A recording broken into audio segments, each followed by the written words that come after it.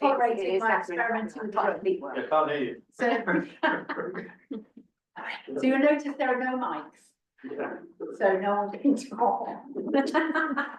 So the idea is to make it less inhibiting to speak and less of a kind of making statements, passing on to the next statement, so we can actually just have a normal conversation. That will require some projecting of voice, maybe, depending if you're a quiet speaker. And if you can't hear, just kind of let people know.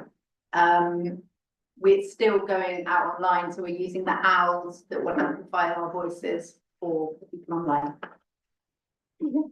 So here we go. Thank you all for joining tonight. This is a meeting of Frome Town Council's Community and Place Committee. I'm Carla Collinette and I'll be chairing this evening's meeting. Just to remind everyone, we've got people online and here in the room. For those in the room, a little housekeeping. The emergency exit is in the rear corner of the room and the assembly point is the far side of the car park. Toilets are at the end of the corridor on the right and there is an accessible toilet to the right of the lift. Help us out to tea. Tonight, Paul Clark, Sarah, Rachel, Laura and Becca will manage the minutes, question boards, participant settings and IT generally. The meeting will be recorded and posted on our YouTube channel. For those councillors attending via Zoom, don't think we have any. So everyone else can ask questions through the question and answer board. First on the agenda, apologies for absence. Have we received any? We have Anne Hills, Ben Still and Tracy Ashford. Who would like to propose to accept the apologies? Second, all in favour? Oh, sorry, Fiona Barrows proposing, Sarah Butler seconding. It's unanimous. Okay, are there any declarations of councillors' interests? Many of the items on the agenda. Okay, and can we vote to accept the minutes of the last meeting? Proposing Andy Jones, seconding Anita Collier. Collier. Don't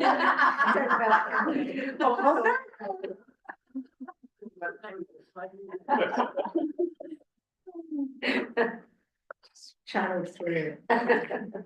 Any questions or comments from the public? Any?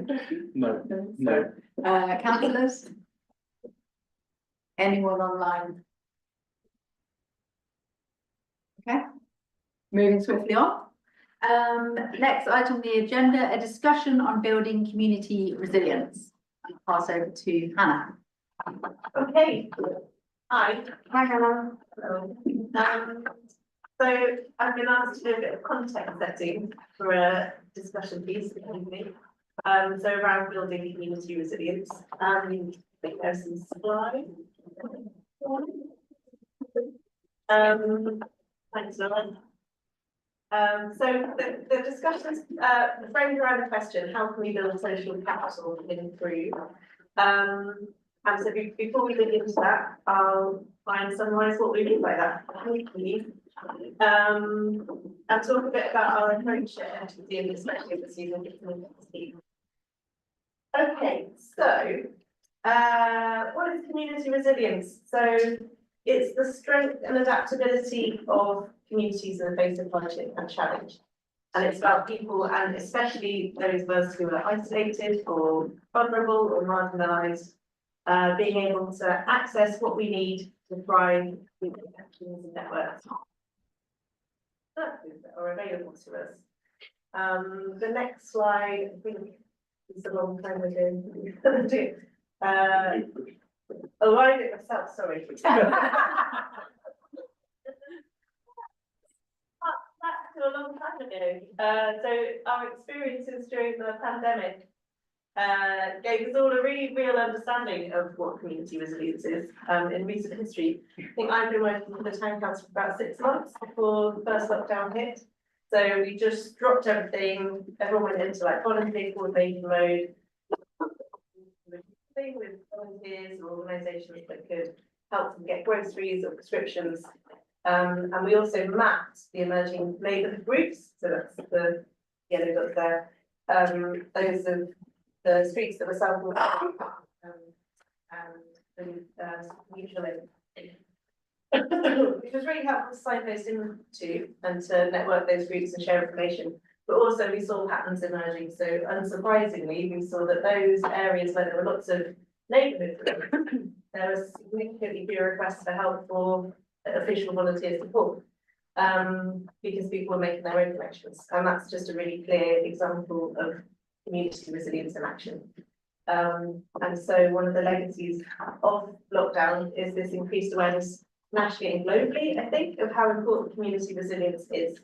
And that's not just when faced by emergencies or disasters, but also in the day-to-day challenges and hardships experienced by people as a whole crisis to the next.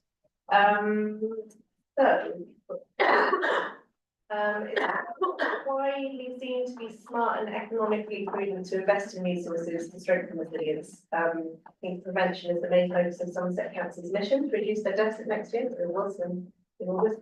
And actually, there is a new measurement index that was launched last year called the Community Resilience Index. And it takes into account 44 different indicators and scores areas accordingly. And one of the so there's 5 main subcategories, things like infrastructure, economic well-being, and one of them is social capital and connectivity. And that's the central focus of the communities team, and that's what we're honing in on for the discussion this evening. So now I'm going to explain what social capital is. So I think with the next slide, you'll complete this. Oh, sorry.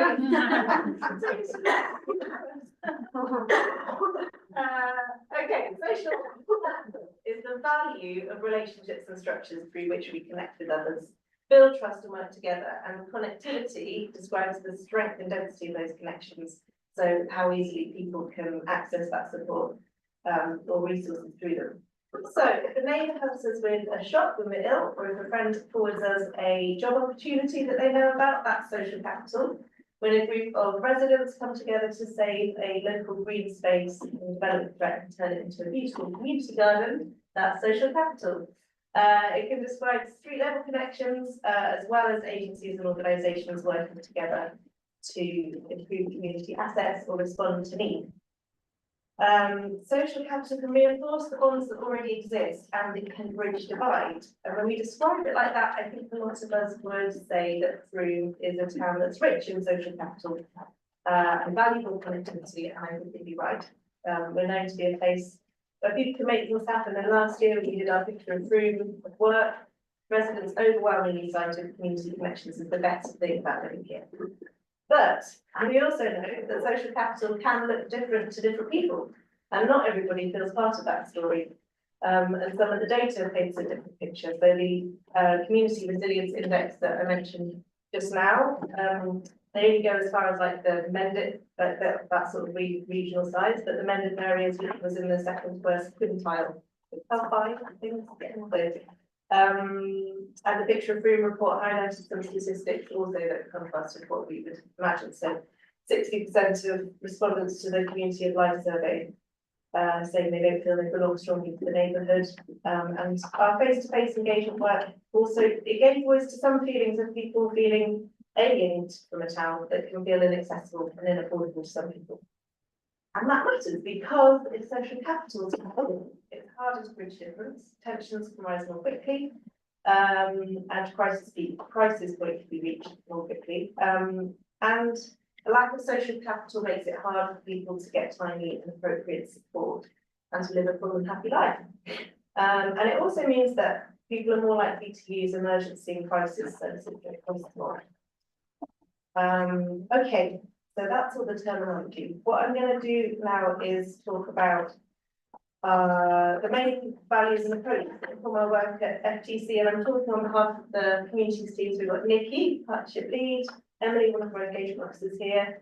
They'll also be able to be part of the discussion after this, but we've also got Liz, another engagement officer, Sarah Walton, our Peace Centre coordinator, Melody, our children and people's officer, Irina, our welcome hub advisor, and Emma, our Somerset Connect champion, who are not here, but this is, speaking on behalf of them all. So I've got the clicker. I can look at the next one. So these are kind of just some things that we work by. So we listen first and we listen well. We did it with the picture framework. We dig deeper into responses. We don't take the first response. We understand what lies beneath initial perceptions. And I think that's really important because sometimes it's not the first thing that somebody says. Sometimes you have to dig into it. And also when we work at street level, we go in with curiosity and without prejudgment. So when you walk down the street in an area like St John's, for example, you might see a quiet neighbourhood where there's not much going on, but we've been spending time here and having the conversations and have built a much more nuanced understanding of the networks of different types of bonds, family structures, and support here that might seem invisible from a surface level. This is the strengths. The strengths-based stuff. So this is the ABCD. We focus on strengths and assets, and we build on what's strong, not what's wrong. Recent work in Trinity to redevelop a shared space in West Street Green really highlights how connecting, engaged, and active residents makes things happen that can be enjoyed by the whole community.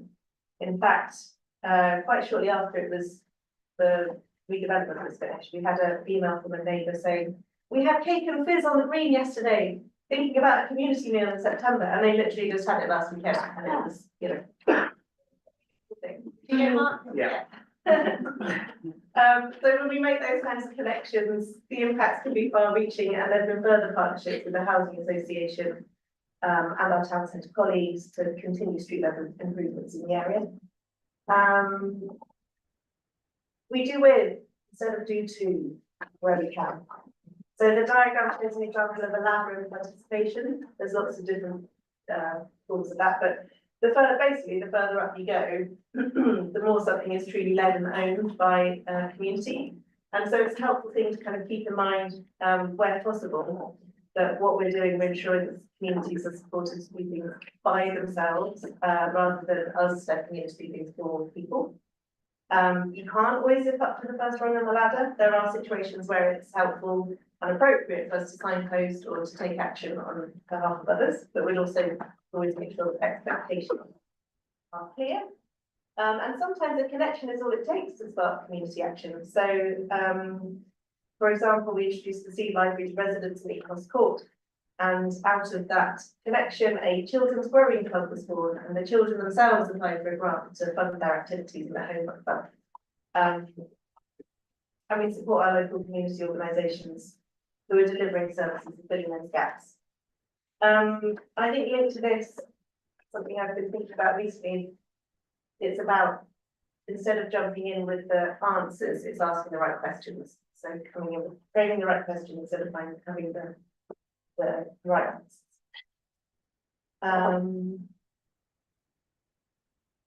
Okay, we try to prioritise marginalised groups and those whose voices are more easily ignored. And that's not just shown by work to displace people by the Welcome Hub, it's also the work we do to reach people where they are and how they like to engage, rather than expecting them to come to us. So a recent neighbourhood event with the local organisation's restaurant was greatly enhanced by our slow building of relationships in the area, mostly through door knocking. So we were able to link in residents who otherwise would never have engaged in a community arts project like this. This year we're working on projects that effectively and meaningfully bring in the voice of young people to design the projects and the services that impact them. So we've got the co-design of the park project in Mary Bailey and a young people's participatory grant making pilot. And the things, and just across our teams and projects, it's becoming more and more important that ways of working with inclusion and equity are being explored and shared with each other, not just internally, but also with our partner organisations and community groups. We're researchers. Okay, we work across different neighbourhoods and projects, finding qualitative data, mapping the town, and we're learning to do this better. A recent partnership with a research organisation working with Somerset Council afforded us a place on their community peer research training programme, which has offered us some tools that we're going to try out in the Mount and other places as we go forward. But in fact, as more and more people in the research world are keen to employ that peer-led, asset-based and creative approach that we're accustomed to using. We were able to teach them a few things too in the course. Okay, we're thoughtful about partnership and collaboration. And try to include the right people at the right time, and that could be a key resident or a partner organisation. Sparks, volunteering for health pilots based in Peru, and because of our connection with Spark and our strong links with the community organisations here, we've been able to co-host that development management and shape work. And another example of that partnership working is forum convening is the key to the success of our work with children and young people and having those partnerships. Okay. That's it. So they're not unique to our team. Many of our colleagues and our councillors, of course, are doing working. And it's not even unique to us in group. I recently attended a national conference for local authorities and services and charities across the country, and all the presentation topics were things like radical listening, community cohesion, asset-based working, building belonging. The keynote speech encouraged attendees to think of the neighbourhood as the vehicle for change. So it's a way of growing, building. So that leads us to the question for the discussion, which is, how can we build a social capital in Free? You get Thank you. For those of us that wandered off, can you describe what social capital is again? So social capital is the things that the connections and the relationships that help people get what they need to live full, happy lives.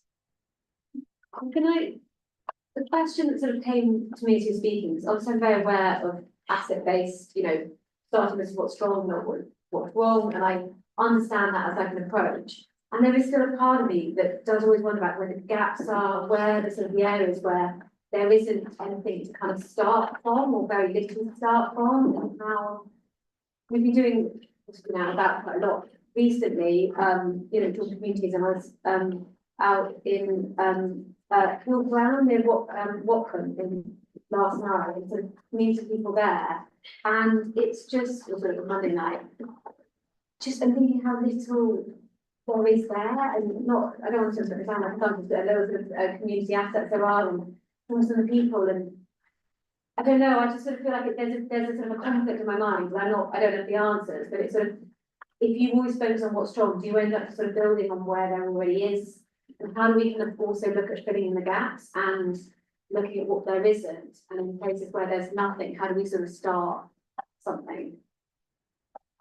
Yeah, I think that is a perception that there's nothing, so unless you are actually living there. And it doesn't have to be an asset, does it? It can be a person, it can be that simple, it can be just a community champion, or something that isn't an actual tangible thing. I think it's you build more and more like there's little pockets of food that just sort of, and it is only when you sort of going out, can't say what I was doing, but talking to people that you actually sort of understand there's like 100 houses here, and I thought there was only 2, and it's sort of, it's unusual, and it's I think that's the key, that's why it's so important to be going out into neighbourhoods, and maybe Emily. Yeah, sure. I think that it really shines a light on how important our relationships with other organisations are as well, because in those pockets there are going to be multiple organisations. If they're, for example, monthly community impact, they're going to be multiple organisations supporting residents in those places. And so I think there are places where we are into those organisations, and more that could be done. And I mean, I'm from a housing background, and I always think that we could build better relationships with housing organisations, housing associations, and that's one of the things that we have been trying to do.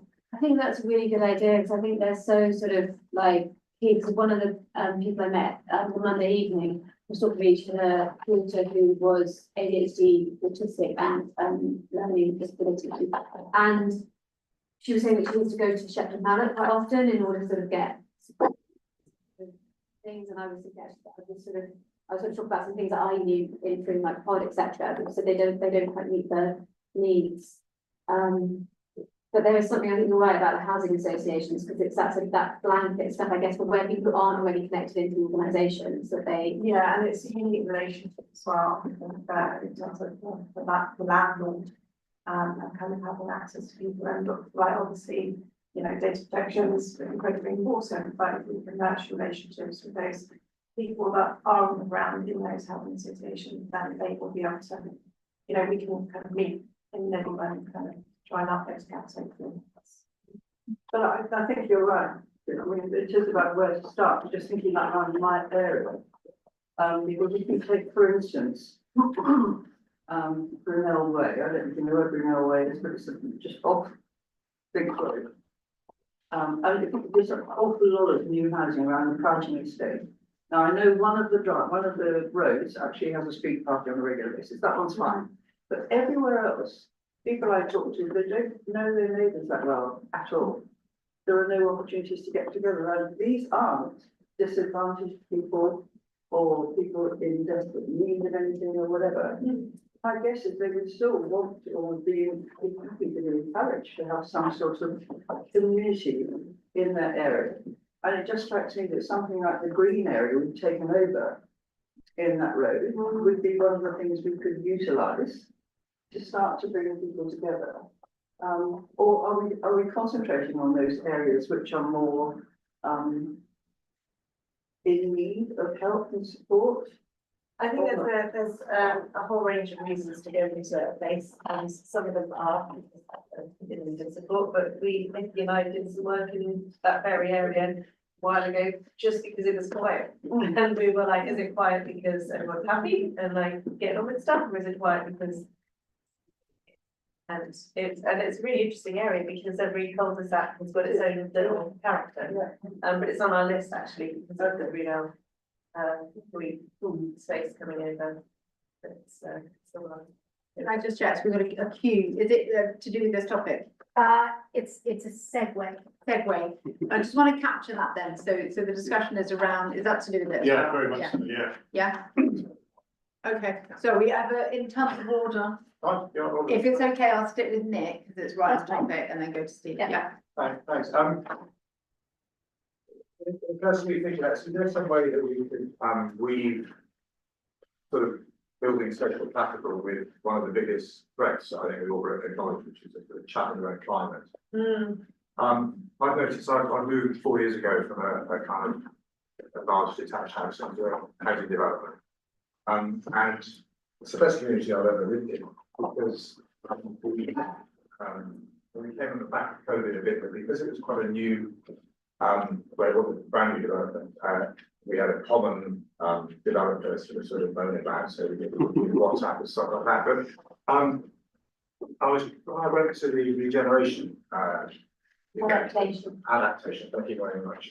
Massively organised. I left there feeling, yeah, with my immediate community, there's a lot I can do. If you think about how, yeah, just measures like everyone planting a fruit tree or getting a pond or water front, so it's something that kind of just lifts it above the kind of issue. Quite often you get a single issue of dominance, too many cars or this kind of thing in my area, and people just fixate on that. When it's finished, they kind of all sort of, you know, go back and explore. If you have something that will involve children and upwards, with understanding the threat that we face from the climate as part of building communities, a sort of town-wide and then down to maybe.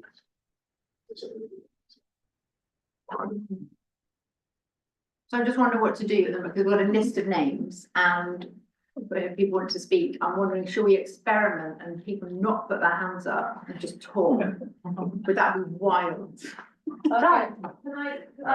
Just go to the chair, I think. Yeah. Well, the chair. Yeah. So there's, we've got a list, but there's also like, if people are, they're literally talking about this topic. Yeah. My suggestion, we will keep track, but also my suggestion is just jump in. Okay, my comment very relevant to what Anita said, what Anita said, actually, and I'm sort of focusing on the new estates that are being built. There's a lot of new houses being built, and I get with Stonebridge, Paxton, being an existing sort of estate, it's very hard to then sort of change that attitude, isn't it? Yeah. But we have a massive opportunity with things like Sandys Hill Lane, all those developments behind the key centre effectively. You know, we're gonna have new people moving in there, so some will move through, some won't go through. And, you know, I just wonder if we're, you know, are we giving out any sort of leaflets in those houses? Are we sort of trying to promote the community at the, you know, at the very infancy of the estate sort of settling itself down? I know there's been some work in Epping Park, and that seems to be getting some traction now as well, isn't it?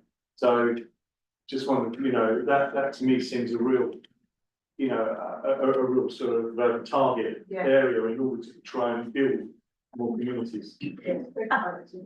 I really liked what, Sorry. No, I agree with you, and it's that kind of getting in there early, really. Yeah. Just kind of informed, because also, of course, with any new estates, things set in, you know, problems and niggles, can set in, and so it's really good. If you can get in there. And you manage some very lonely people Yeah, who, exactly. you know, especially if they are a housing association or whatever, they could have been plonked here from God knows Yes. where, you know, and suddenly. Yeah, and that also is often an issue, because obviously we know that, in terms of affordable housing, social housing, usually quite a small amount of it, and it gets put back on the. It's the railway. Yeah, and so, I really. Great. connected to all of this, I hear what Steve's saying, I hear what you're saying, Anita, I hear what you're saying. For me, one of the things that I'm most worried about is the polarization and people that feel isolated and marginalized. We can see that in international politics, we see that even down to local. And that's from my point of view, largely about people not feeling understood or not feeling heard. So actually, it made me feel really nice to hear your presentation, because that's part of the way that you mitigate against that. In terms of kind of your point, Nick, about take away things that people could do.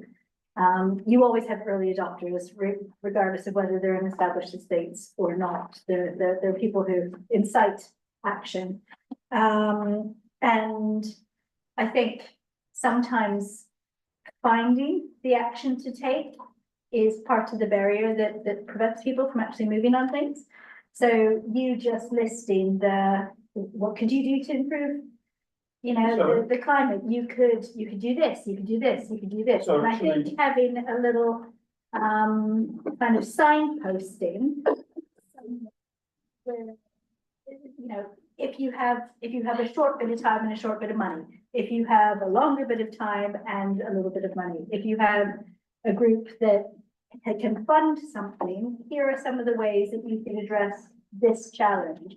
I think it just makes it easier for people to get some purchase on things and actually create change.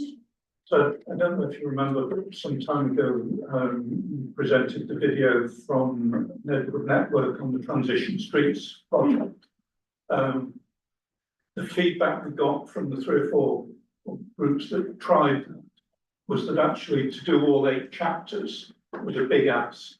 So we're looking at sort of dividing that up a bit and maybe some sort of transition street light that individual groups can pick up 1 or 2 chapters of that are particularly of interest to them. And that might very well be the sort of tool that you're talking about, Nick, that says, actually, what can we do to increase our use of grey water rather than tap water? What can we do to increase the amount of recycling we're doing? I think the thing that We've got someone online, I just want to, Okay, just to go to that, because it might get forgotten. Just a comment from Lindsay Mayhew, who says, Lindsay here, talking as a member of Keyford Area Neighbourhood Group. We have a lot of Keyford Street ambassadors to notice when new people move in and to pop around and tell them about the area. We plan to make a welcome leaflet, signposting to things in Broome, including FTC welcome pack. I was telling her about Monday night. Can I just, attempt a small summary of what we're hearing so far? I'm hearing the beginnings of like a criteria, really. So sort of like, what are the areas that we focus on, like geographically initially, and hearing something around housing in terms of new estate, and in terms of housing association. And then what Nick brought in was more around a kind of activity based. So it's like, what's going to bring people together? And, you know, I think transition town movement is great, and there is something quite kind of middle classy about that, in terms of going through a booklet and going through chapters. That's gonna, some people are gonna love that, that's gonna be an immediate put off for some people. So it's almost like, what are the activities that are gonna bring people together that actually speak to these different, Well, I was gonna say something from your point, it's also, I think we also have to be careful that we don't sort of tell people what to do, and I think it is that thing of like actually, you know, like, because obviously I'm gonna, you know, talk about climate change, but equally, I think it's finding something that actually people want to come together around, regardless of whatever it is, and I don't think it's up for us to kind of say, I think where, you know, sort of the adaptation stuff is really important is that it's when it comes out naturally, but it's also, I think sometimes, I always think back to my parents' little village hamlet, I've probably spoken about it before, it's just outside Bath, there's sort of 60 people, 60 houses in it, and it's probably the most prone place my parents have ever lived to sort of electricity cuts, the internet is constantly going down, water, it's just really vulnerable because it's in a little dip and it's but they've got the most amazing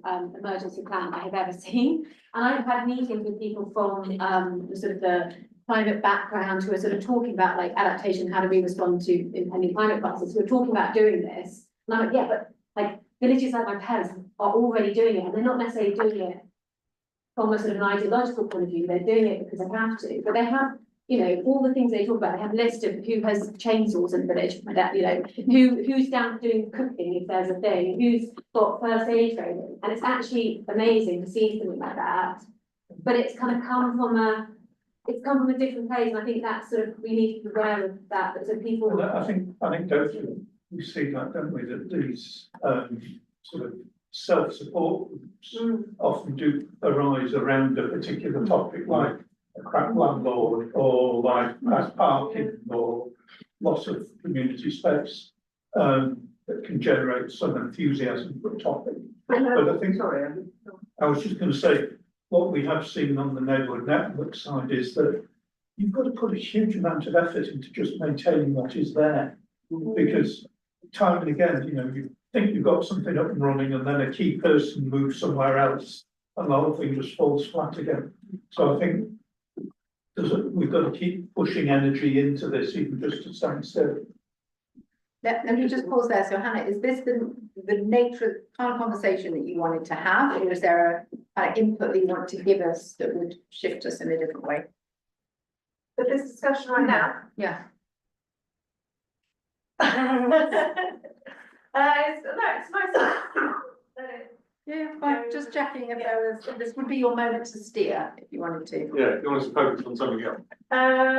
Give us a Steve, hint. any particular? I mean, one of the things that's really interesting for us, having taken on the key centre, is the, you know, thing around like place-based, a preventative hub model. You know, that's a really like an area. Like, I know it's early days, but how is that going? I mean, is there any feedback you can share on that? We might pick and play somewhere else. So one of the things that we were looking at is how do we kind of measure impact of the key sector? So we kind of, because we have no staff, we have no baseline. Yeah. So we're gonna look to do a kind of questions to have a baseline to measure, you know, if we are making a difference. That's one of the things that we do. And I think that one of the things that I was struck by is I don't very often see social impact measures coming out of the work that we do. So I'm a member of Bath Social Impact Network. And they have just offered a free course through the University of, but both Bath universities have contributed to it for social entrepreneurs, which I know that we're not necessarily, but there's an interesting space there. And just being able to understand the actual number value that the work that gets done here has to the community, and then also in a potential future, the way in which we could leverage that for grant funding, collaboration work, partnerships.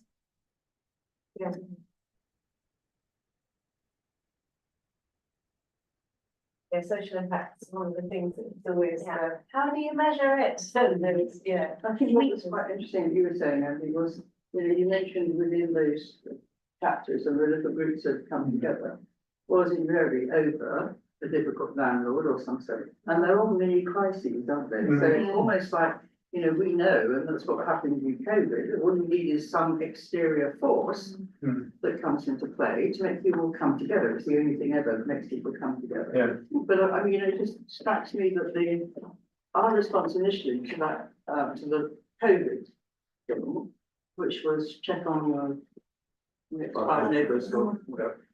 You know, that's almost for me worth a jaw drop on new estates. So, you know, like we don't need COVID, but you know, check on your nearest neighbours. As part of the kind of prudence of them, because I think that's almost worth doing. And it means calling on other people nearby. And it's almost sort of encouraging that connection. I know it's not the easiest thing to do, but if they feel there's some sort of acceptance within Frome, if they're new to Frome or whatever, that's the way we like to work. Could be helpful. And I think that that's lovely. That's really, really lovely. And I think that you're right. It doesn't just need to be COVID. But if there was an infrastructure behind it, where if somebody said, no, I'm not, I've just lost my partner, or, you know, like I'm struggling with my children, that it would be really easy for that person, whoever is doing that door knock and introduction, to have some information about where they might find that in the town. Yeah. Well, like Lindsay's idea of the ambassadors, Yeah. it's almost like, because the thing about campaign, which I thought was brilliant during COVID, it's really that no one falls through the gaps. Yeah. So if you're moving to a new area, you know, who knows what's going on for that individual, that you're immediately notice that, you know, oh, you're new, and that there is, you're kind of welcomed into that community, and maybe, I don't know, maybe it's ward-based, that there is, often people don't even know what their ward is, right? That they even exist. And going back to that bigger picture of people feeling marginalised, unheard, unseen, I think it feels quite relevant to be doing now and supporting or bringing together rather than a division. And I think also the point you made about green space at Brunel Well, we've taken on all these new little green spaces that we need to know what the immediate communities around them want to do with them. So they want just to put a rotary area up on there and share that, I mean, whatever it is. We don't need to be prescriptive, but I think trying to bring people together to talk about what's going to happen with that space is So we've got about 5 minutes left of this discussion. I kind of want to move to if there like any actions taken from this or any next steps. I know it's a kind of just an open discussion in a sense, but Wes, I'm looking to you, Hannah and Emily, in terms of from this, not committing you to any actions, but from this, what do you feel that you can take forward? I feel as though, I mean, the whole kind of idea of the new estates rooms growing is a really strong idea. But I think if you step into that space, being there at the time, you know, whether it's a door knock or we find someone in the community who's a sort of natural leader and say, would you like to do this for your neighbour or whatever, or give some money. Once you step into that space, you're sort of working differently. And I think we have the knowledge and connections with our organisations that we have to refer people, but once you're there, you're committed to doing that. So it's a different level of working maybe beyond what we're. Can I say, well, when I moved into Brickworks, each new owner got this rather fancy packet of like smoked salt and chocolate and stuff like that, tea towels. But we could put in, I mean, it's something you could say to the developer who will be marketing it, and you include something from Townhouse, even if it's something to the website to discover food or to find something like that. So just sort of get that out, maybe as a start, rather than having someone have to go knock on the door to now. Welcome packs, welcome pack, you know, I thought mine was in my flat when I moved in, like that's what we need to kind of get to, like that's, Can I say, of everything I've heard, That was the with housing the associations, is working with the housing associations, of everything I've heard, to me, that feels really interesting. Like worth exploring. Quite good building those things more, so the left Midwest connections and usually St John's with Astor, there's depending which department you're working with. Yeah, what's I think what's the challenge is that the housing associations used to have community people, and so there's less and less funding for those people that have those roles, so it's more of a challenge to make those connections, but as build them as we get. It was the estate agents that used to deliver packs to new homes. Doesn't happen now. I mean, I tweaked a welcome letter from Anita this week to sort of go on the front of the welcome pack, Yeah. so, Absolutely. They do go to the estate agent. yes. There's something really great about the new housing estates, because you know your review. Like, Yeah. it's like you're moving into a place where someone's been there for 20 years, so there's a confidence about, you know. Well, and also, like, I don't know if It's a it's natural been up, community. been up to my house, but there's a little green in the middle. That is an absolute game changer. I think I might have you to thank for that, Steve. In terms of encouraging those developers not to put 2 more houses right in the We can middle. always change that. Yeah, so there's a green there, which immediately is a place to gather.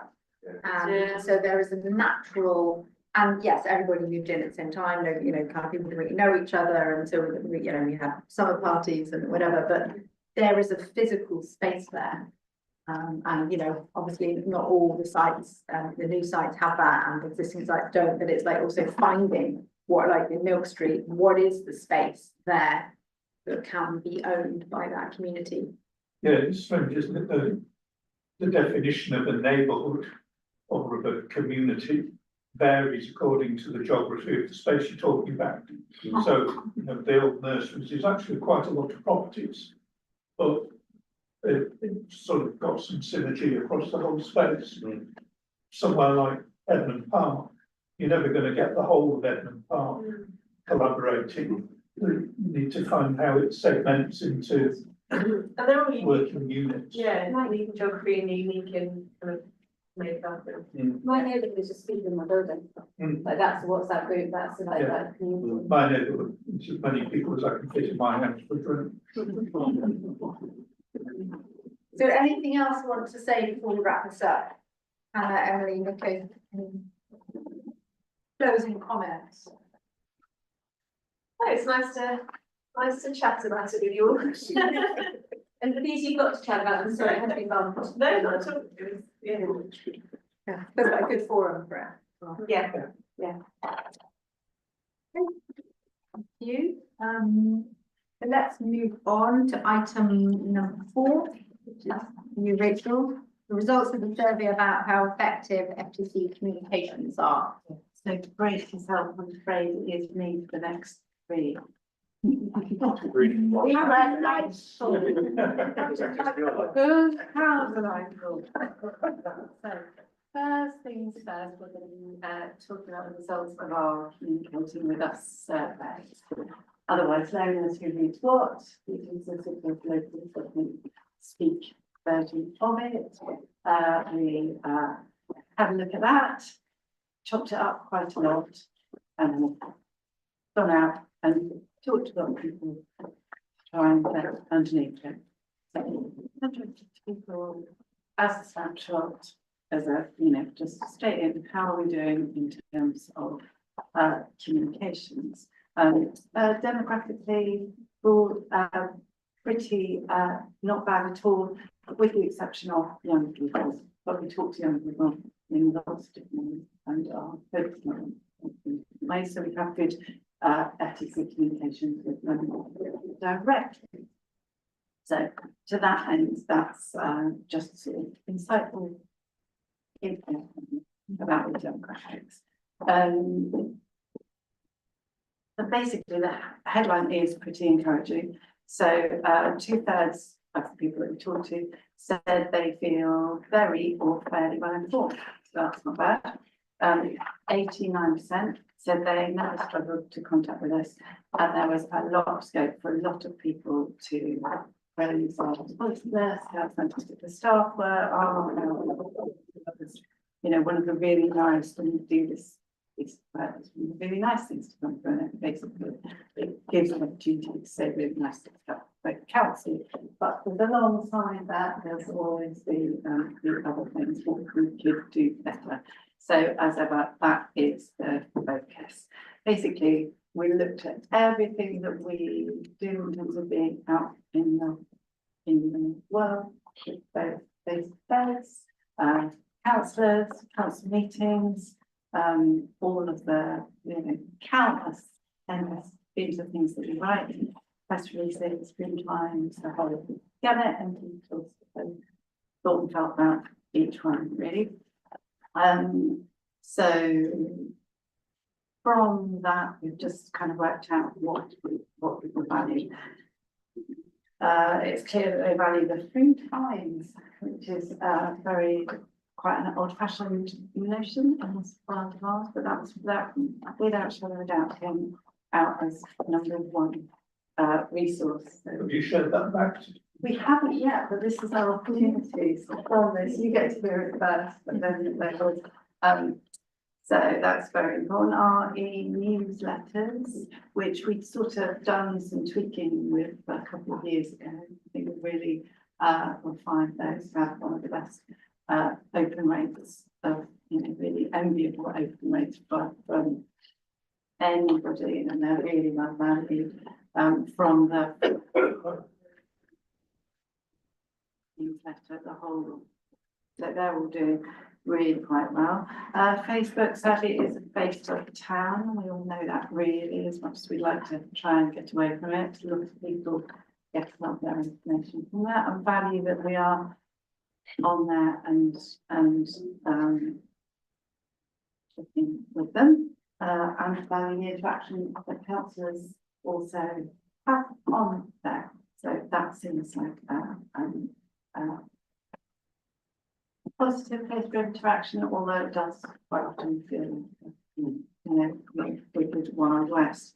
At the same time, the website, there was quite a few comments, I guess we knew locally, about it not being very easy to navigate. It doesn't feel very fresh. There are parts of it that feel like I haven't touched for quite a long time. I think we can all acknowledge that. It's a big beast that has grown exponentially alongside our to do with the same or similar treatment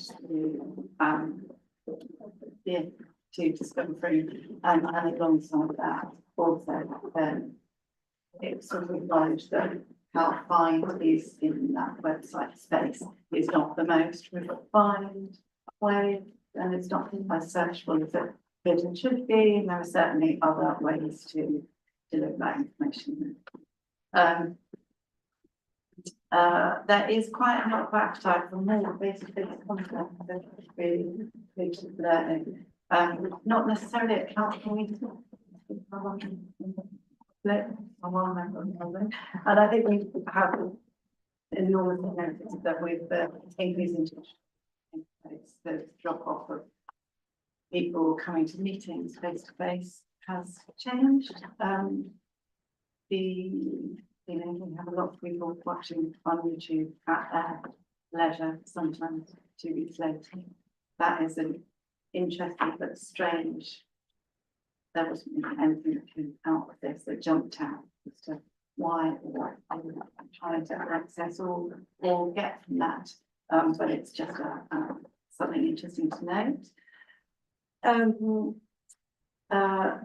There were lots of places for people suggesting things like drop-ins, regular market stalls, councillor surgeries, wanting to see people where they were, so suggestions that there were places where they could get signposting, but also where they have proper access to councillors in the spaces where they're I can only imagine that part that's come from experiencing in places where events. So there's definitely lots more appetite for that. And it might be something that councillors want to take forward in a different way. The other thing that came out of the information was there's definitely some confusion about what our responsibilities are and about Somerset Council. I think it's probably not a person in the building who doesn't realise that actually that really is the case, and we're always bombarded all the time about questions that are Somerset's responsibilities. So there's obviously something around not communicating what we do and what we do as effectively as we should. So that's certainly something to look into. In the work programme this year is the looking at a piece of work with open storytellers about how we communicate that. So that should be a really easy, accessible to get really under the teeth of that. You know, just simply make things clearer. All of this will really was shape the next step. The hope is that we'll just keep investing in the channels that people use the most, like press releases, make the website more user friendly, explore new tools that was only interested. There was some interesting nuggets there too. I think I've alluded to this before. I think we've just done the results coming here and haven't quite got to what it actually really means, but WhatsApp broadcasts whilst trying to keep people safe through safe GDPR measures, that's all a whole new area of interest too, but of course most importantly the new digital engagement platform, which I think is really going to free us from a lot of those issues and hopefully will be game changer. What was key is you don't really understand what that is, experience of it, not a whole lot of people want to be looking or using that Somerset citizen space yet, so we are starting from a different framework. Networking to just be aware that that's the case and it's going to take a lot of work to get everyone on board, but that feels quite exciting and something that it looks like people are quite happy to embrace. So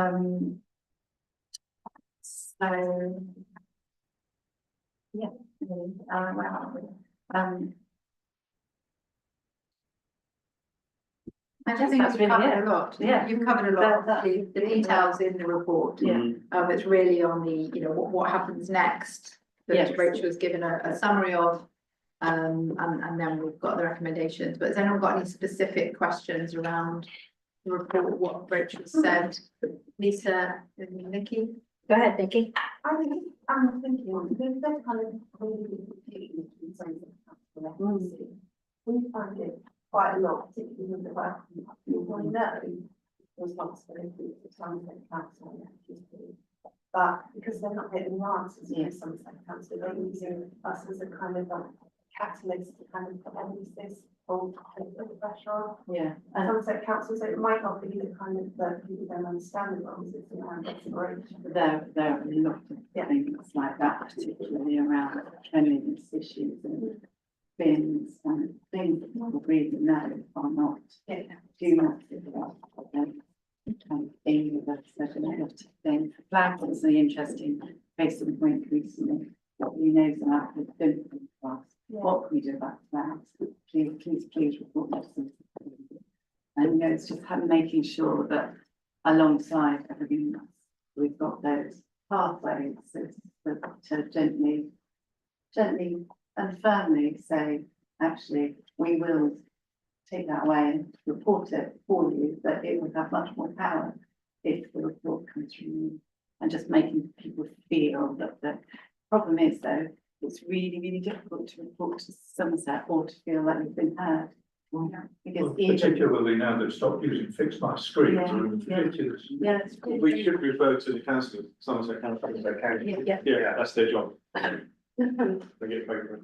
Well, I mean, a case of them being flags and then that feels nothing. Yeah, so you, if, go to the wall councils and, Yeah. Lisa, John. I can feel a lot of synergy between the first item, Hannah's work, and this, and particularly focusing on the fact that 40% of the respondents suggested that they wanted to chat to councillors in person, which I think is important for us to note as councillors, not just because we'll be ending our tenure here, but I think that it's probably connected in some way to some of those parts of the population, our residents feeling a bit isolated and marginalised. Yeah, I mean, I think that's it. A lot of what, you know, we do really does focus, the vast amount of it does focus on, you know, electromagnetic or commitment. Yeah. Output, but actually we always just have to remember that so many people aren't digitally engaged. It's really, really important to keep those I think we talked channels open. at one point about the potential for moving council meetings and having meetings in different parts of the town, which might be an interesting thing to explore again. And might offer some more of that community-based interaction. I think council meetings, because of the digital technology. Listen, I'm not saying that we must, it's just a throwing out a suggestion. I think But further to that, but I think not calling them surgeries, because surgeries implies we're fixing something, and I think we have to be very careful Yeah. about the language, but like, I think all councillors will be very, or most councillors, I know I would. But I think it needs to be something quite simple and clear so we can communicate it.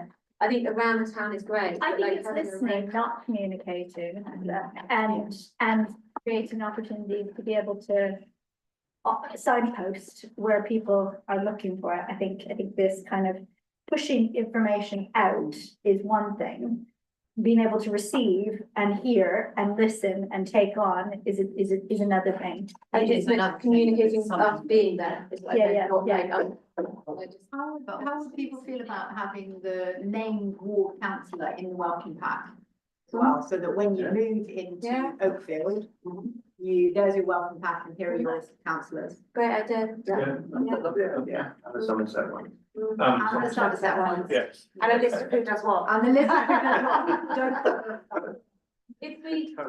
When we do the open storytellers, well, that's a bit of work, but that needs to be in the welcome pack as well, because then that I can mean, be. the version that is there at the moment, Yeah. you know, it's been updated and it is there, but it's not really fit purpose now, and it was written with a much smaller, you can see it's a lot less. One of the things I did want to raise in this arena of communications was what I got from reading your report was a lot of information about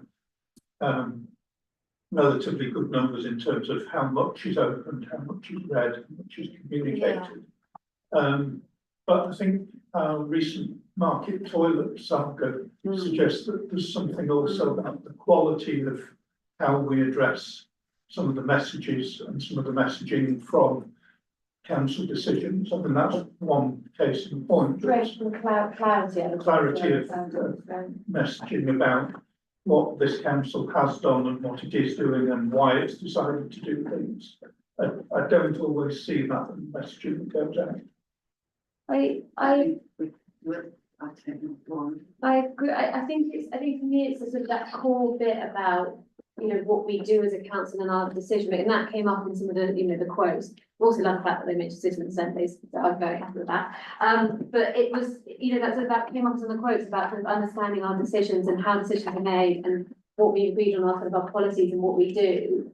But I think that I think because we do so much as communications, I think sometimes that bit of it, the sort of the core bit of it, maybe gets a bit lost, and maybe it's sort of time to prioritise that a bit more. You know, And say that I would hope that would be at the heart of things, but if council don't think it is, then please will do. I think It's also related to the next topic, right, of the amount of events and how much time and energy and focus that takes to promote events. And where are the trade-offs, right? It's like, if we're gonna run that many events, that takes time, effort, and focus. Yeah. And what else could we be doing, to use Nick's language, what's the opportunity cost? Of if we spend that, you know, it's not criticism of you and your team, but it's like, this is the team, this is the resources. Do you want us to focus on this, or do you want us to focus on this? the reality of, yes, this by-election has been a good testing ground really of like, does the town really know what we've done? Do we? I think there's an opportunity that, I mean, I don't see why it shouldn't necessarily be for on staff and councillors that, I agree, I hate the word surgery, but ask the councillor positions strategically around the town different orders. I'd be very happy to do that, so it's quite a useful thing, even doing the current work we're doing in the town centre engagement with people, it's really useful what comes out, and it's again, we should have a little packet, so people like me forget what we do, what we can do, what we can't do, what people just out, but that's what you do, you could really gather that information and people see face to face human beings who have, you know, a geographical responsibility for the town. Sorry, just spitballing an idea there, but could we not team up the two subjects by maybe the town council arranging some street parties on some of the new open places and have the opportunity to meet the town councils and hand out some of these packs at the same time? And they can meet their local ward councillors, actually speak to them face to face. And maybe we can go around, you know, knocking doors, putting leaflets in just to try and encourage people to come to those parties, to meet councillors and their neighbours. That's a great idea. Can we also advertise on your text? Yeah. I must imagine like, Yeah. I mean, you know, I don't think we need a lot of encouragement to come forward to meet councillors by the sound of things. I mean, that was one of the ideas we laughed about, didn't we? Because I would love to go out once a week or once a month, and I wanted to call it wench on the bench. Well, I think if you did something like that. That's the male equivalent of that. Can we choose our own brand? I think additionally, the younger demographic, I'm a bit concerned about the fact that we're not reaching them particularly well. We're not reaching them. Yeah, and if you look at Terry, so it's my son, my 14-year-old son who tells me what Terry at the community fridge is doing. Mm. And him and his mates, and he doesn't even go to school here. They're like, they all know and are very excited. Yeah. I mean, maybe we could just get Terry to read a list of what is going on in the town council, but I think that's an area that we ought to be targeting and thinking very carefully about how we speak to the younger demographic. That's part of the digital engagement tool, right? It's Yeah, yeah. like, But you know, he's not gonna use a digital engagement tool, my kid. well, we won't call it that. Yeah, but he still wouldn't. And so I'm just wondering if there are systems. Yeah, Yeah. Is it necessarily the place, or would they engage with council on TikTok? Not in our Anyway, current messaging. We have done some tests with TikTok to various, you know, the reach isn't really there yet, and there's something about it not being authentic. I think is the problem. There's something about it not being an authentic voice. I think it's much better to go into places where the young people are and hear from them and have political conversations, I think, rather than trying to emulate or take over their I wonder if we could work with the schools, if there's people who are interested in journalism or social media marketing. Particularly at the college who. I mean, having said that, all of our stuff goes to schools and things back out and letters in. I think, yeah, but they're not gonna take it and move But it forward. it's, yeah. They have. I'm just gonna, because we do have other items on the agenda, so I'm wondering if we can close this and then move to the recommendations. If that's enough in terms of, Can you just do one Yeah. quick point, just because we talked a bit about council meetings, I just want to push back a bit, because I think it's when there's something interesting in the agenda, you do get people who are, so personal, but also escape that. And so to me, sort of, and I think that's the same with the digital platform, it's having stuff that's interesting, people feel like they can genuinely contribute, I think that is what will get people, so the fact that probably the first project will be around the toilets, I think is a very good thing. Like, you know, to get people's views on that, so I just, all I'm saying is I think don't write off the council meetings, the whole, you know, and the whole Riverside, but I just think rather than writing off council meetings, it's also about having interesting things on the agenda. And, you know, the more controversy. not necessarily, don't, you know, interesting decisions that people can contribute to. Yeah. Yeah. But meaningful. Yeah, meaningful, Absolutely, that's yeah. why, place-based things work so well, because it feels like it's really meaningful for those people in the, I mean, it is really meaningful for those people, and that's the thing, just to make it really relevant and important.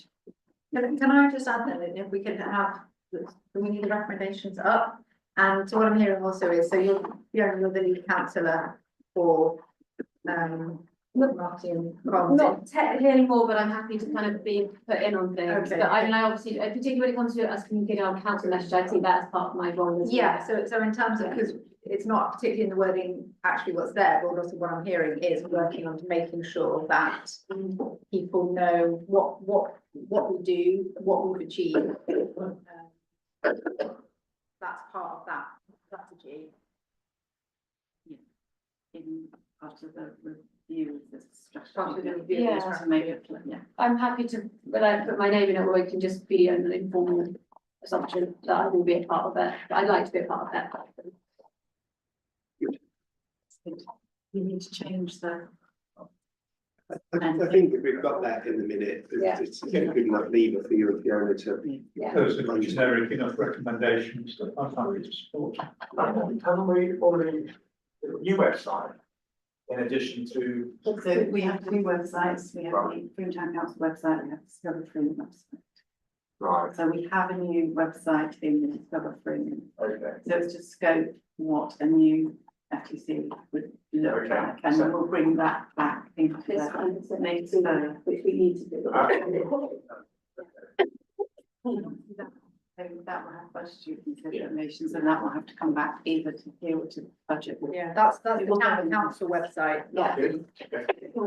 Digital engagement platform, what we did last time. Yeah. Yeah. Talks about that. Being and on and getting into that. Okay. Yeah, anyone like to? And Joan, Fiona has become Tana. I'm gonna say Lisa is seconding, all those in favour? Andrew Jones. And then Lisa. That's unanimous. Thank you. What was, So, but, yeah, the next on my list are actually the right ribbon, but shall I just move it straight into the events? if that makes more sense, then we can talk about it. Can we change the order? Sure. Yes, okay, let's go to events then, and just, Just. actually, and Bridget Ann's not here, but Anne's asked Rachel to present the paper on the white ribbon accreditation. We'll come to that afterwards. Yeah, let's go to events. So this is to agree agenda item number 6. We'll go to 5 afterwards, to agree updates to the marketing and communication events timetable. So you have a copy of all the current events that are in the diary. Yeah.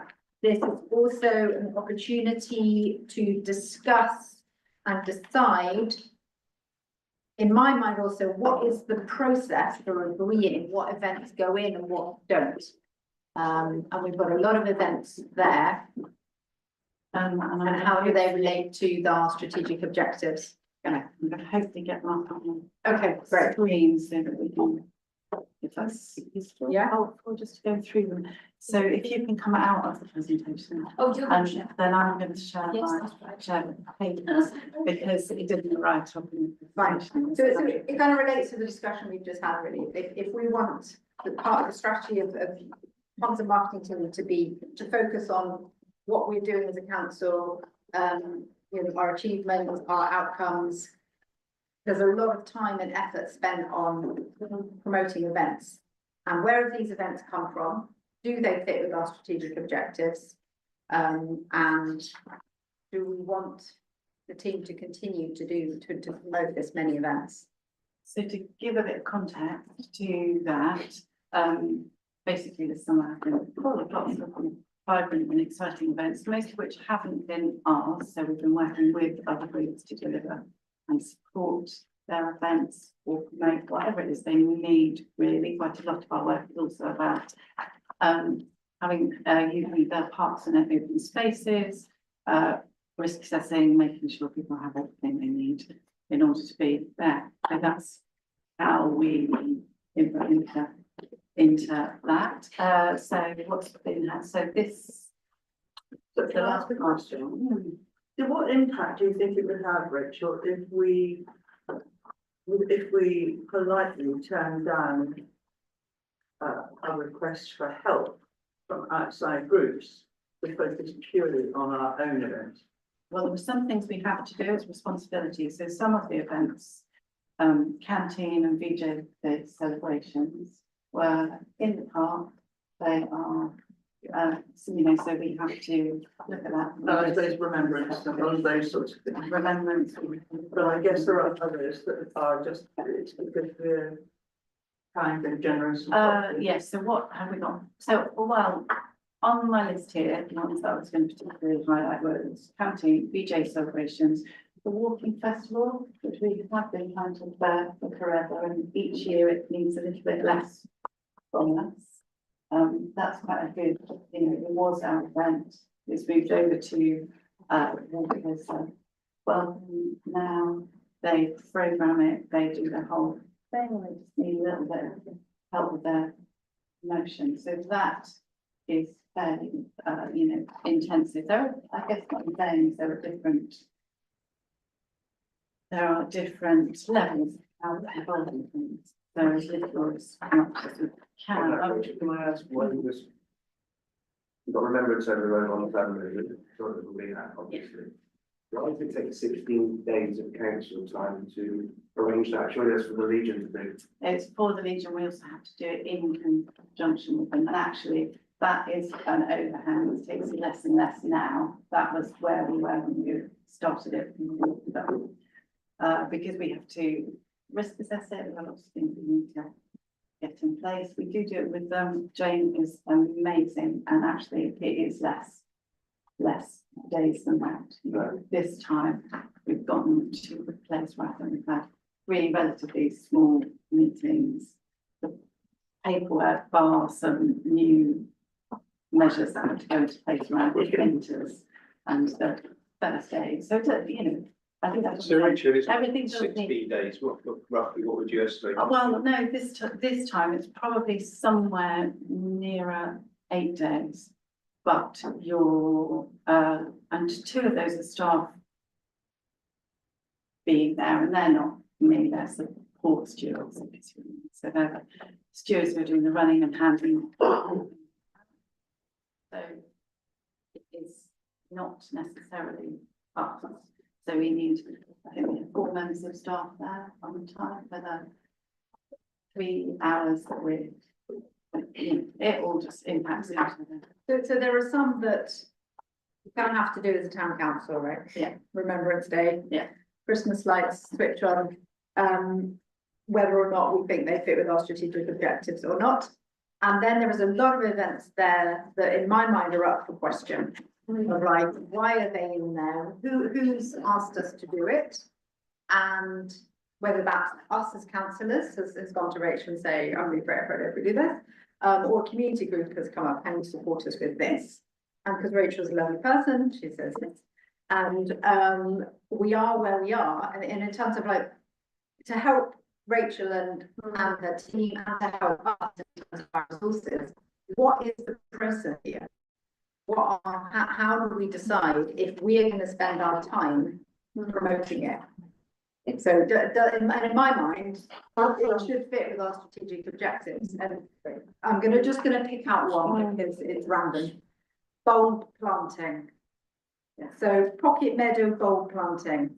And again, I know nothing about this, but if we were to put that through the lens of, okay, where does that fit in our strategic objectives and who asked us for that? So, and then some of these are, you know, some of these are a lot of days, some of them are less, but they still take time and focus. So it's potential for scattered. Yeah. Bulb focus is quite a good case in point because that's a sort of in-house event. So it's something that Joe's looking at with Paul from Meadow in my pockets. So it's just something that bubbled up from that piece of work. Therefore, it's in the, you know, the ranges, and Rob and Joe come to us and said, oh, we'd really like to do this. And then, yeah, I mean, that's quite a big case in point. So it does meet strategic objectives, whether it meets your priorities, it's a different yeah. I Because think- it's looking, yeah, so that's. Yeah, I mean, we can probably all make a case for why they're there, Yeah. like loosely. Yeah. I think Lisa and then, Sorry. yeah. So totally agree, and I think seeing it in a table of this is the priority, this our strategic priority that it maps across to. And this is the outcome that we're trying to achieve by it, so is it community cohesion, is it raising awareness, is it that, what is the goal of the actual event? And then what is the cost of it? So there may be other ways that we could achieve those outcomes that are less costly. I would also like it to be like, who is the sponsor? Yes. So I think we need some Yeah. visibility here, of like, who's put this forward? You know, is there, you know, councillor, was it a staff member, was it a community organisation? It's a little bit lacking in transparency around it. And in terms of days, I mean, that's quite arbitrary. What does that actually mean in terms of cost? Like, so, it is that calculated additionally, or? I calculate it in time, it doesn't actually reflect whether it's my time or. I think, Yeah, or- but I think it that becomes time in lieu sometimes as well, so it actually is, it has a monetary cost. Oh, yeah. The difference between Rachel's time and a steward, support steward's time is quite a lot, so I think that's also part, Yeah. we need to know Yeah, that but- breakdown, because that's also the thing here, sort of what kind of time is it costing, because if it's sort of a support steward, a couple of days, that's slightly different. And is it just that we're promoting somebody else's sport, or is it that it's consuming our actual resource on the day? So that is also something separate and mostly beyond this. Okay, so most of it These are in new comms. but- things that are on here are broadly things that are going to take quite a lot of our energy and are not generally events like Discover Vroom events, which just go straight to Discover. You can vote them, but we're not, you know, there are the noticeable than that. So there's sort of that stream of work, which is, Okay, so that's separate from. yeah, that is separate. Can I just go back to the bulb plant, an example, Yeah. just because you brought it up. So you mentioned that Joe Joe's sort of pushing it and Rob's involved Well, as well. As, you know, well, as her manager. Yeah. So me and the 4 days here is on your team. Yeah, it will be promoting, ensure that everything. So in addition to that 4 days, there's other staff costs with Yeah. Joe and Rob. So the actual, the cost of that bulb plant in essence, I mean, I'm not gonna comment on whether it's worth it or not, is more than that 4 days of the ComStig. It's 4 days of the ComStig plus Joe's time, plus Rob's time and anyone else involved. And I think on some of these things, that's quite important, you know, we get sort of, you know, value for money in terms of that staff time. I mean, in this You know. case, that's part of a wider project that Sure, we're doing, yeah. taking involved into schools, that are doing quite a lot. Their ambition is to do quite a lot of community bulb planting, so that's. Yeah, that was just we- picking out we- as the example. of the groups. garden. So that is something else to unpack, I think then that's also- outside our recent. That's also not an area of work that I particularly know about either, so I think there's also a slight sort of thing here of I wasn't aware of that project as a whole, and maybe I've missed seeing it somewhere.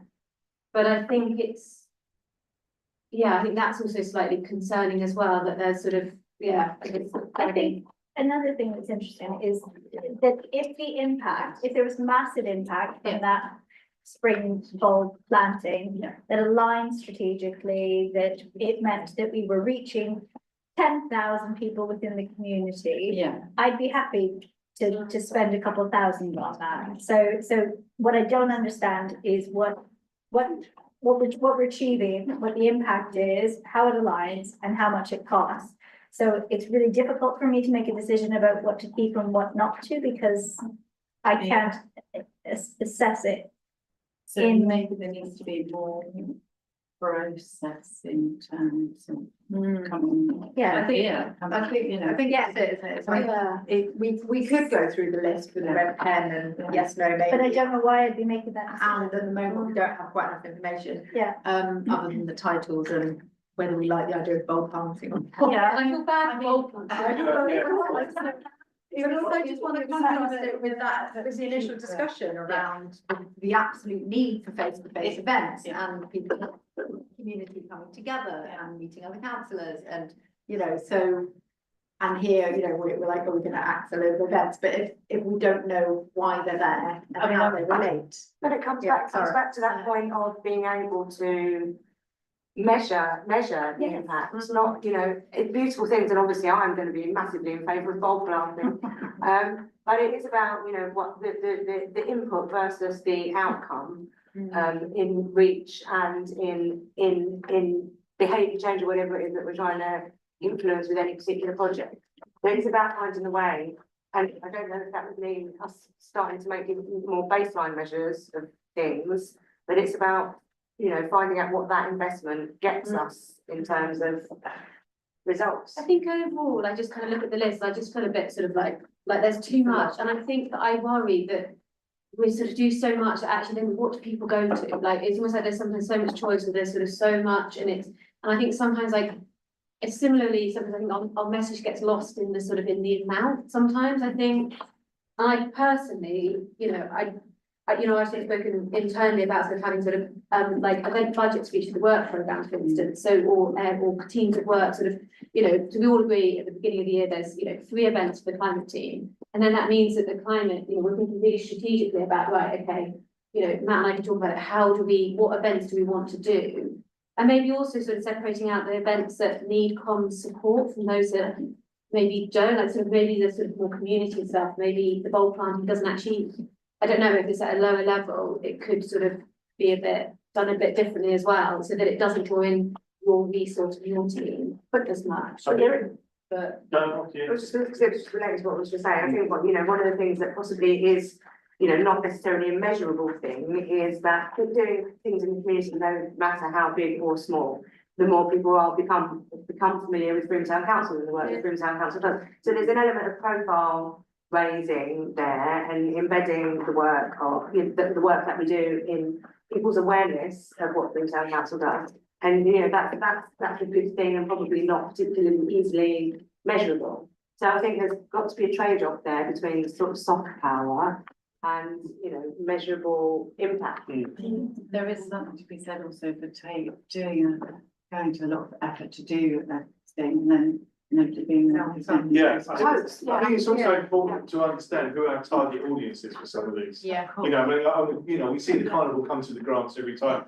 It doesn't tick a lot of our boxes, if to be honest, but you know, the carnival is a huge part of Broome at the end of the day. And I think, you know, Therefore it does. therefore it does, yeah, exactly, yeah. But I mean, from a climate emergency, it probably doesn't.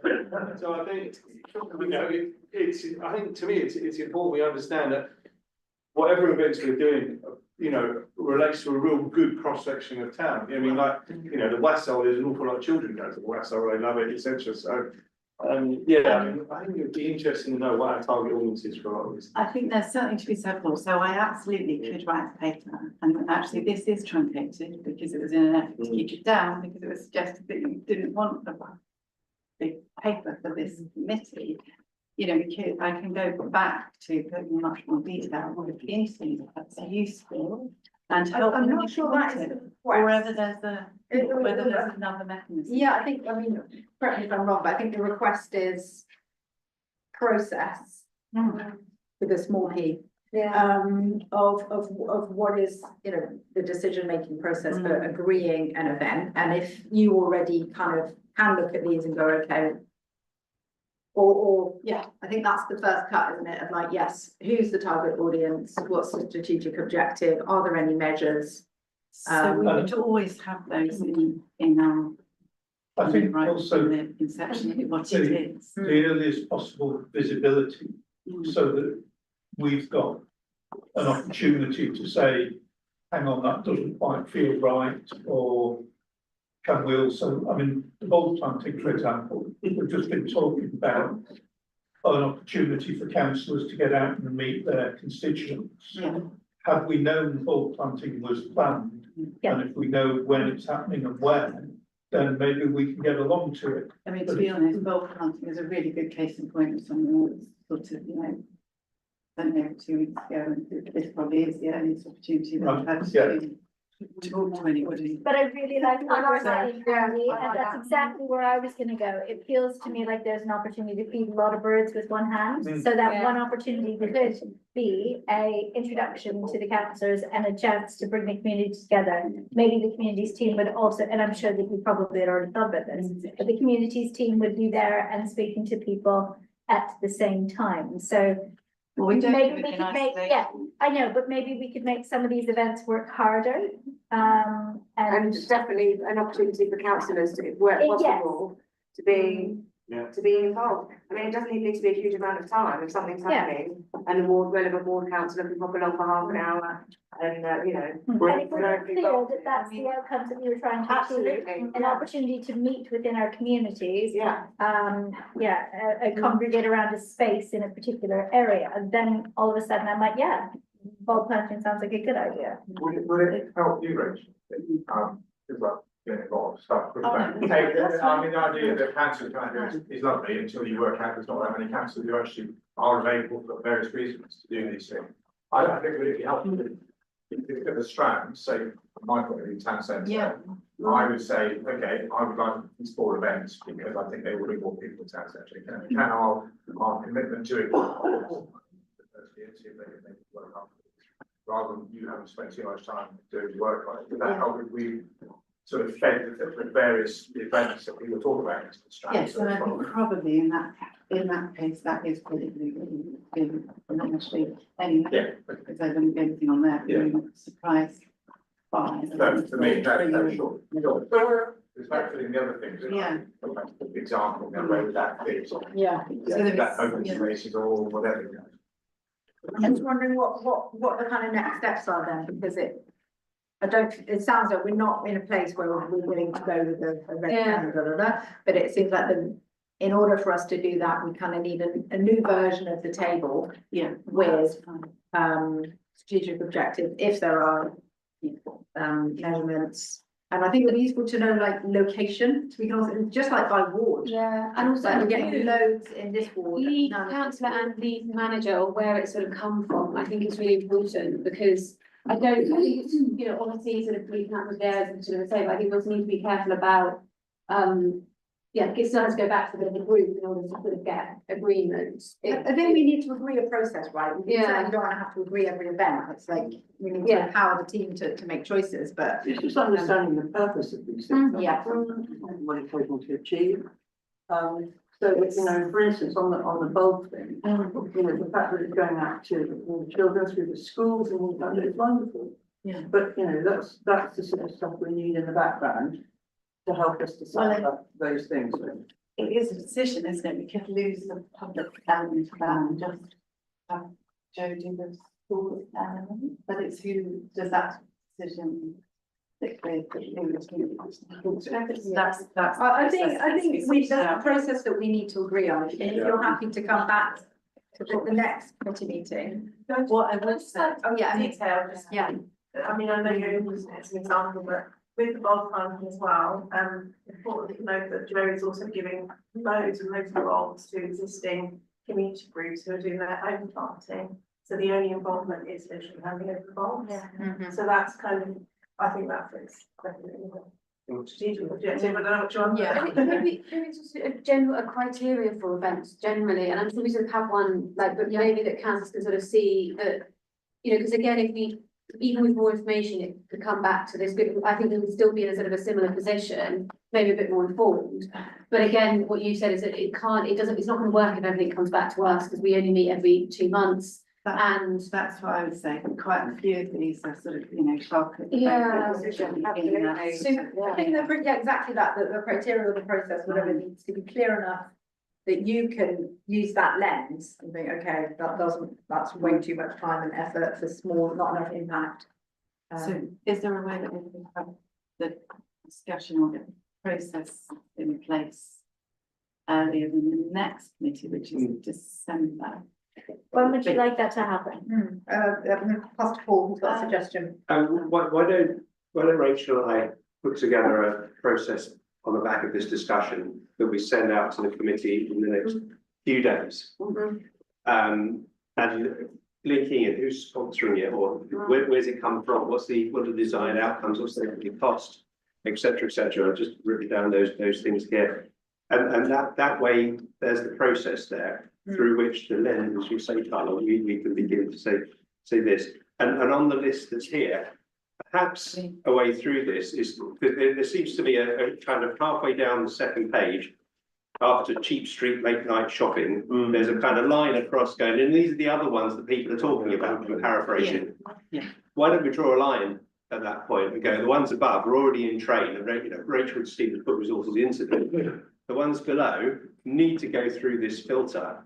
And if there are kind of things that we sniff that are a bit kind of a bit marginal or a bit expensive or whatever the bit may be, that way we can maybe talk to the committee informally or come back to this committee formally at the next meeting. Does that sound like a way forward? Yeah, I do also, and I know it was something very, but I do think the idea of having sort of event budgets for different areas of work, I think could also work as well, just to kind of, so we have a bit of a sense of what it, and then it also puts it with the, the lead council, a bit more to kind of have that discussion, but also within the lead budget by everyone, if that makes sense. So, I mean, if there are limits Yeah. on that, I mean, because some events are going to be really expensive in terms of time and cost. Yeah. And a bulb plumbing event at Brunel Way is going to be some free bulbs. Yeah. So we X amount of How days do you or something, do it? yeah, like, so Yeah. it's not necessarily you could have one big event and two small events, or you could have three medium events, or, but like something, but I just think it's then that thinking strategically about the events within that area over the course of the year, and sort of also being able to think, well, okay, we've only got three, let's really make them, like, I really think make that them principle count. is Yeah. really And important. also- isn't it? Rules may be broken, if suddenly, Rob Hopkins is saying that it comes to boom and, there's also always that thing of, okay, let's have a little bit of a slash fund in case of something emerging that is, we will get really excited about. But somewhere. Why is there a road closed on Kew Street?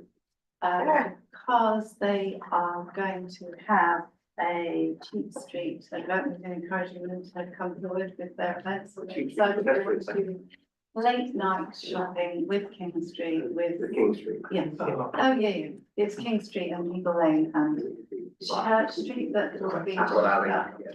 Yeah, yes, it now looks, yeah, it now looks like, it looks like, we want to join in that part, we also want to do this, but we are too late for that, but that doesn't matter, it's nearly, it feels pedestrian. What's the pancake work? The pancake race is a race that we have been in, well, it's an event that we are in, discussion with. It's come to us from Wixfield, who are a PR company of Ambush. I have talked about it in this meeting. Yeah, you do. We're still waiting for the details to come through. Tim has been in touch this week to say, yes, they've got the budget signed off. And they want to do a big, well, they want with us to do a big, basically want us to do it, but they'll pay I for was it. going to say, how are they supporting the event? How are they supporting? What are they doing? Money. Yeah, Will the £10,000 cover the staff? There's 25 days. yeah, no, it's not. Do you mind if we stop the conversation about pancake? So what we, just in terms of, we've got some new recommendations, and that event will be grouped up into, the suggested, next process. So Paul's rewritten recommendations, is gonna read them out. There's someone to propose. I'm focusing on, can we have them on the screen? Oh, sorry.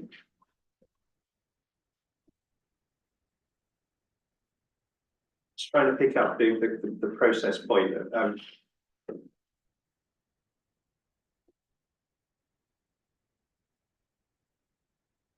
Okay, so I'm not proposing, I mean, the first one is just noting really what was on the report.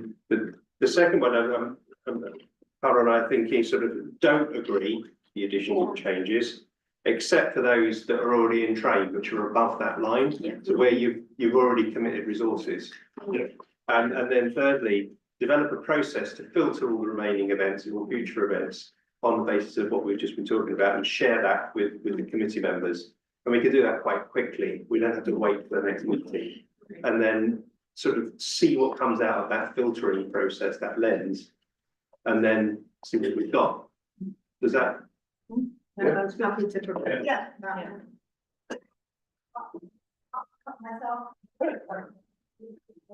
Seconding. All those in favour? That's unanimous. Yeah. Just before we leave the events, I do want to wave a bit of a red flag about the coincidence of road closures around the Christmas lights event. I'm really concerned that light night is going to happen while Wallbridge is still closed. I don't know what our plan is to mitigate that. Yes, so I've been, I've been in close contact with the planning department around that. And they are satisfied that the workaround going around the A362 is where they are going to be sending people to Wallbridge people.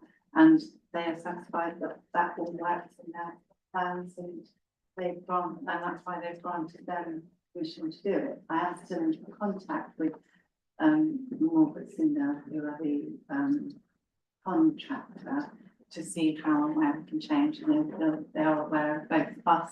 It's not just us, it's also the independent people are affected by it.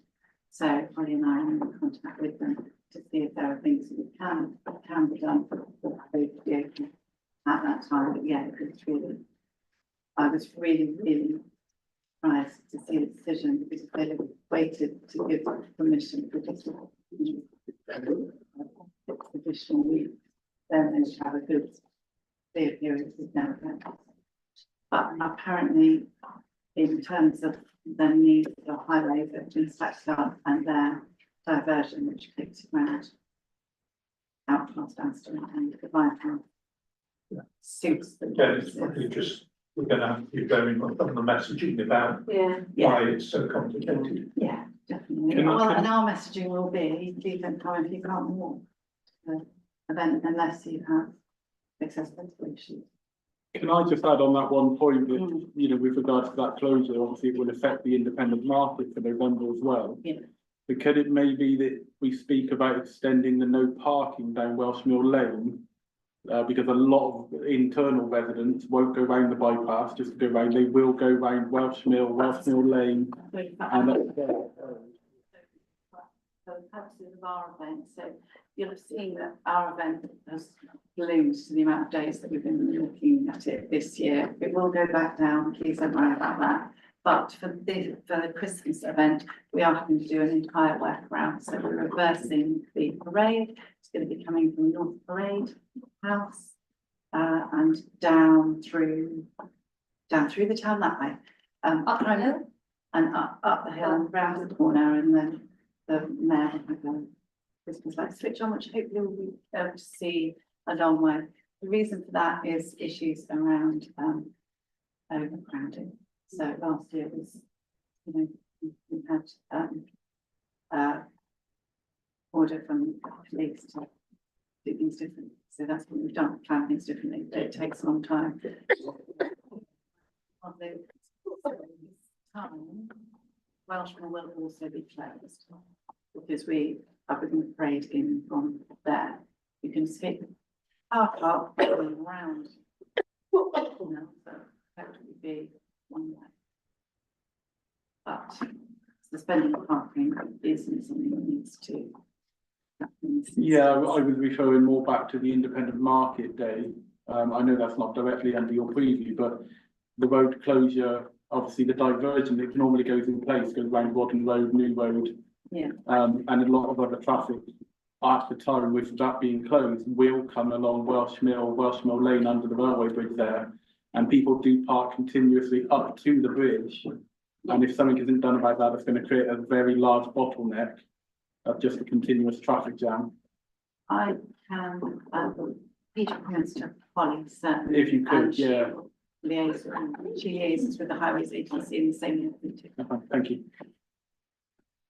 Great, thank you. I'm aware of time and where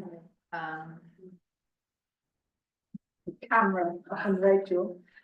So the next agenda item, which is to seek white ribbon accreditation, my suggestion is that we don't need a presentation, if we don't put the recommendations up. And if anyone's got any questions or objections, speak now. What is it? Steve. What is it? That is that, white ribbon accreditation. Effectively, we're being asked by a community group that have set up on the back of the International Women's Day event we had in March. They've been looking at how we can encourage more male allies to support women who are in situations like this. It's a really big old problem. You know, it's 1 in 5 crimes are violence against women. 1 in 12 women and girls are affected by it. It's not that. Women killed in the Okay, And the white ribbon accreditation is just. Okay, I need to get male allies involved. So, Yeah, great. Lisa is proposing. Steve Tanner is. All those in favour? Yes, it's unanimous. Well done, Anne. Yeah. And Lucy. Yeah. So the next agenda item is the updates, and we've been experimenting with how these updates are done in a way that is enough detail to be meaningful, but it's not so much detail that it's a huge piece of work. I believe We're getting it the right balance. I think they're really good. We have obviously Hannah and Nikki in the room. We have Rachel and her team in the room. We don't have Matt in the room. I can answer. But yeah, we can answer any questions.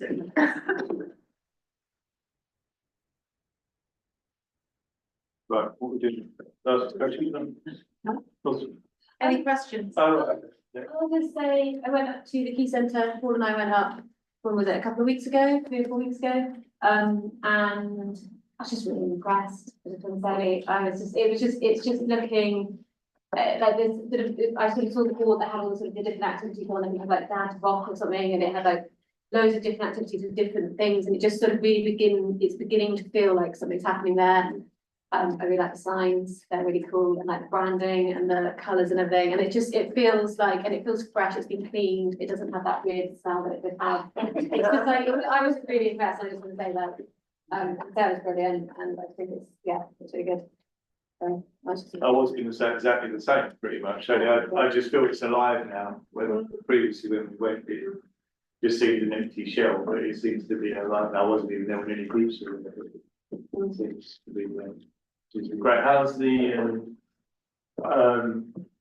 nursery thingy, tender, whatever? That's fine.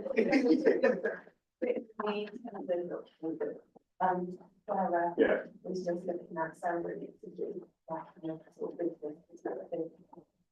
And then we've got a meeting with somebody to make sure that we've kind of got everything covered, so we can start on. Great. Any questions for Peter? I think he's representing the town centre in Katie's absence. As is Rachel. As is Rachel. I think mine's just a general, I really like the way that this is laid out with the traffic lights, I like that. I'm wondering if there's, if it would be helpful if some of the mitigation on the project no longer on track without amendment or unsuccessful or stopped in a staff, just be held table, so how the problem's been addressed. Yeah, I mean, clearly the one that stands out there is around how we measure footfall within the town centre. And that's something that we are spending time on in terms of how we can achieve that. I think that's particularly obviously in the context of the priorities that were emerging around the town centre. So we'll obviously come back as soon as we've got a solution that we can share with you in terms of how we can effectively measure the increase in footfall that we'll hopefully achieve. Is there Oh, we had this discussion last week about camera, didn't we? I can't remember what was in the context of that. But is there some sort of AI camera that we could get, which would capture school street sounds? That we could capture where it's. We did have, Well, I don't know, yeah, so it's need loads, I suppose. we did have football data counting camera, but it turns out, well, it wasn't a camera as such, it was operating on GPS, so phone signals. And it turns out that it was picking up signals from people's cars. Yeah, with the. So it was really, really disappointing, something that. Yeah, there are locations that are popular, that are pedestrian only. Good example being Scott Road, West Way, obviously Tube Street, and places like that. I suspect that whatever solution we come up with will address that opportunity, the fact that those are primarily pedestrian zones. And in the past, the footfall counts that we used to do in connection with benchmarking our performance against other similar market towns, identified that those were probably the most heavily trafficked from a pedestrian point of view. So I suspect that that's where our focus will lie in terms of coming up with a solution. That sounds like a great argument, yes, for now, it's town centre. Well, absolutely. There's also something about it, there being other measures as well, that actually Yes. football is not necessarily there are also other economic indicators such as occupation, shop occupation. So hopefully we'll come up with a package that is strong. Does that answer your question, Lisa? I was just asking for something additional on On the table, that's what it Yeah. sounded like, actually, so Yeah. when there is a red, yeah, is there? that I can quickly have a glance and go, that's taken care of, so I don't have to ask the question. Or if I am asking the question, it's on the mitigation rather than having to take time. We'll make sure in the future that you know, that where we have those red items and regulated, that they are clear. And orange. And orange, that we're identifying how we're tackling those. Great. Can I also just sound the climate one? I think Matt's been a bit harsh on himself actually, when I like looking down at it, there's a lot of orange, but I think just with what I know, I think there's things like, investigate the opportunities to install solar on public and commercial buildings in the scale. The public buildings is going really well, the commercial has stalled, so I think he's sort of putting it into orange when actually half of it is going really well. Yeah, that's the comment on the orange along those lines. Yes, just to sort of flag, because when you look at it, it does look like a lot of orange, it's actually going very well, I think there's just. I think the way in which we read it Yeah. shouldn't be that orange is negative. No. Yeah, And sure. people shouldn't be filling it out like that, that's something that might be a little bit more conversation or a little bit more thinking about. I think he's been very honest, but maybe a different, to. I'd like to see it, because it means Yeah. things are working. Mm. Going forward. I like to see a lot of orange. Any final comments or questions before we close from anybody in the room? It's an Or incredible online. amount of hard work, and thank you very much to everybody who's done the work that is Yeah. in the list. Thank you, thank you very much. Yeah, thank you. It's amazing. Yeah. Thank you, Paula. And it's climate next. So our next meeting will be 7 PM on Wednesday, the 17th of December. Who's bringing it? Thank you. You're making, Oh, it's not their food. Yeah. I'll do, have a call with you.